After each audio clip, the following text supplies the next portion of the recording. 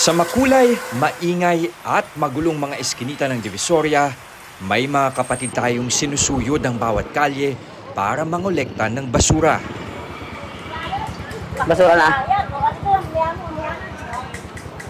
Nagbabaka sakaling sa mga sako at kahon, may latak na gulay na katumbas ay kita. Magkano kinikita ni Kuya Dennis? Magkano bayad nyo kay Kuya Dennis pag nagtatapon basura? May 30, may 10. Ah, magkano Kuya?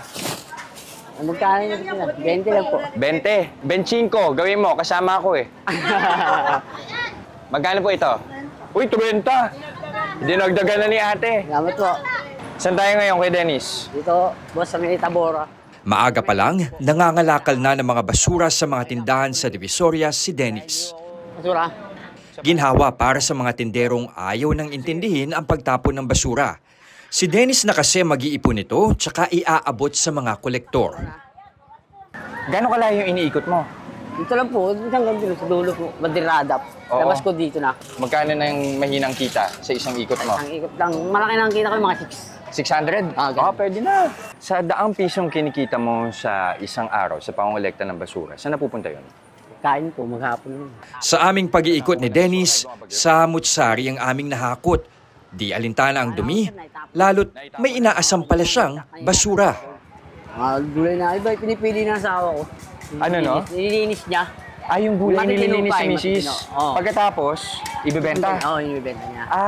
Kaya rin kayo nangongolekta ng basura para si misis kapag may nakuhang gulay na pwede pang Tutumpok. ibenta, Tutumpok niya. itutumpok. Dito kasi sa Divisoria, dinidispatcha ng mga tindera ang mga gulay na nasira sa biyahe. Yung mga tila may peklat na, naputol o di kaya ay nalamog. Ito ngayon ang hahalongkatin ni Dennis at ng misis na si Nene sa pag-asang pwede pa itong ibenta.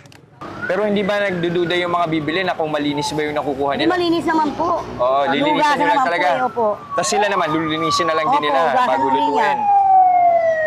Hugasan po nila para hindi po magkasakit yung iba. Oo. Halimbawa yan, ano yan? Daon sibuyas daon po. ng sibuyas. Pwede pa yung mabenta? Opo. Paano? Nililisan lang ho namin Kasi ito maano eh. na eh, oh. Pwede pa ho ito. Yung iba ho, mas gusto yung ganito. Mas nakakatipid daw po sila sa ganito. Nakakatipid. Gaano katipid? Bakit? Kasi doon sa loob, ayaw ng mga tingi-tingi. Oo. Sa amin may tingi. Tingi. Tapos magkano benta nyo pag tingi? 20. Gaano karami yun? Mga ganito ho, ganito, 20. 20. Opo. Eh pag bumili sila ng ganyang karami sa tindahan, magkano? 50 na ho, 100. 50 na. So laki ng tipid. Opo. Sari-sari ang nakukuha nilang gulay, mula okra, bagyo beans hanggang luya. Tumpok ang bentahan, katumbas ng isang plato. 21, di hamak na mas mura kesa sa mga nasa tindahan. Sina Nene kasi walang upang binabayaran, wala ring kapital na binabawi. Ito naman, sa pagbibenta mo ng gulay, yung mga tira-tirang gulay, magkano kinikita mo? Nakaka 500, 600, ganyan. Pwede na rin. So, Nakaka- ano kulang-kulang, pwede kayong maka-1,000 palang dalawa, Opo. mag-asawa. Saan napupunta yun? Tagalang. Yung mga pagkain, panggastos sa araw-araw. Ito na ang kinagis ng buhay ng kanilang pamilya. Katunayan, dito pa nga nagkagustuhan ng dalawa. Gano'ng katagal nyo na ito ginagawa, Tine? 15 years na po. Sa ganito ba kayo nagkakilala? Opo. Paano? Ano, sabi ko, to, magtatabong ka ba? Oo. Kaya, miss, ano ba ipapatabon mo? Eto lang, binabayaran ko, ayaw niya ng kunin. Wow! Bayad. Yung pala gusto ka. Iba. Opo, yung karisma ko, nakuha niya. Ito naman pala si Kuya Dennis, hindi lang basura nakuha. Mga pangasawa pa, no? Opo. Yan ang kailangan. May tamis man sa Divisoria, meron ding pait. Ayun, may huli na raw. May huli raw. May huli? Opo. Saan? City Hall po yan, City Hall eh. May nanguhuli ulit? Opo, may O nanguhuli. paano yan? Lilipit muna po. Ha? Baka madampot to, masayang lang yung ano Lilipit namin. mo muna? Opo. O, tara. Halos araw-arawin na raw ang clearing operation dito. Pasakit para sa mga gaya nilang wala talagang pwesto. So gigilid lang daw sila, maghanap lang sila ng pwesto na hindi sila masisita ng mga pulis para kahit papano, yung mga gulay nila, maitabi nila. Kasi minsan daw walang patawad eh. Talagang kukunin miski yung paninda nila. Kalaunan, nakahinga ng muluwag sina Nene. Walang dumating na mga pulis o di kaya yung mga taga City Hall.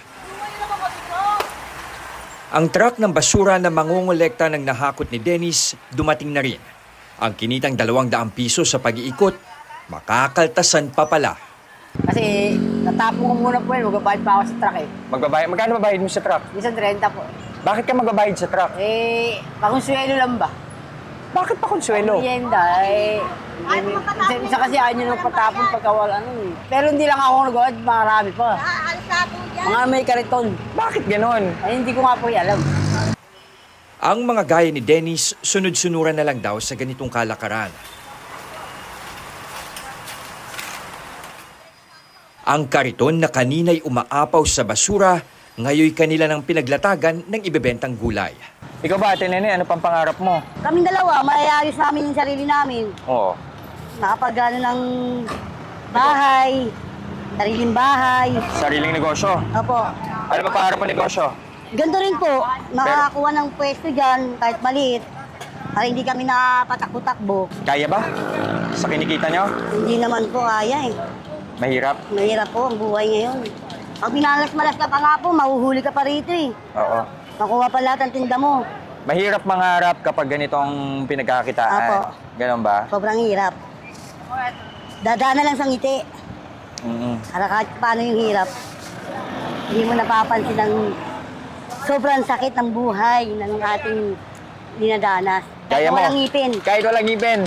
Okay lang, maganda pa rin. May kasabihan, kumain ng gulay para humaba ang buhay. Pero sa mga tindera ng latak na gulay gaya nila Nene at Dennis na isang kahig at isang tuka, anong klaseng buhay pa kaya ang naghihintay?